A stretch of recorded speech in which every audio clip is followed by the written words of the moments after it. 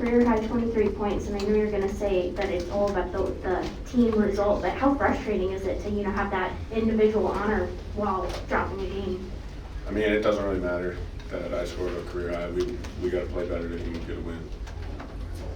Jeff, going on. Johnny, it looked like Rutgers, you guys made them take some tough shots early, but they hit them. And it looked like they forced you guys into some uncharacteristic turnovers.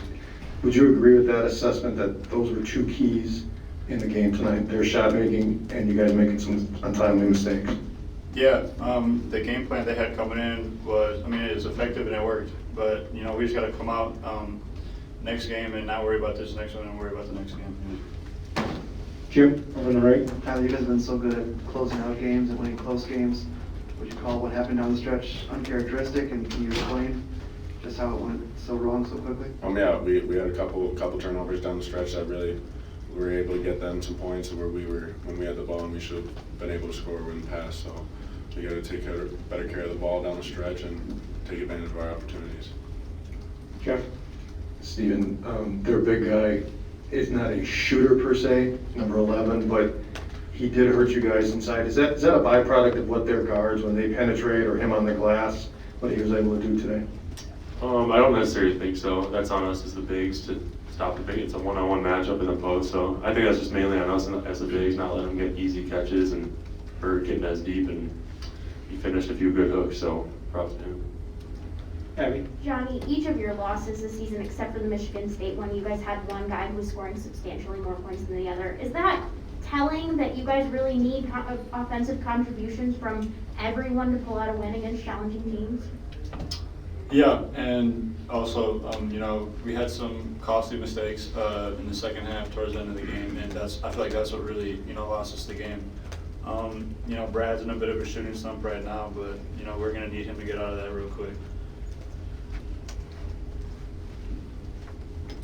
Jeff. Johnny, especially in the first half, Baker and Harper, and then in the second half, Mulcahy made some big shots, big plays against you guys.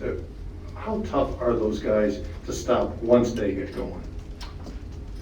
There are really good players, but I think that, today was their day, and, they were just hitting shots. That's all there was to it. Oh, and back. Yeah, guys, or for all three, seeing that the margin of the loss was by 8 points and you guys missed 8 free throws today, is it frustrating at all just looking back at the numbers? You can pick and choose a whole lot of stuff out of the game. It could be our turnovers, our free throws, our 3-point percentage. We just got to end up hitting shots and play better basketball to come out with a win on that game. Jim. Johnny, it seems based on one of your earlier answers that you're kind of in move-on mode already. You guys have done a good job of that. You haven't lost 2 straight all year. Do you think that's the strength of this team, is just the ability to kind of learn from something bad that happens and move on, get better from it?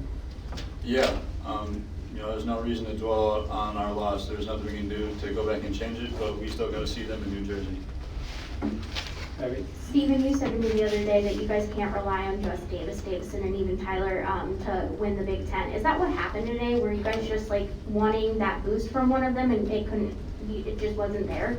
I don't think so. It takes all of us every game, especially at this point in the season, when it's kind of getting down to the grind, getting to the end of the season. So I think it takes all of us. Like I said, we can't put too much pressure on those 3 guys just to win us games. It's going to take all of us.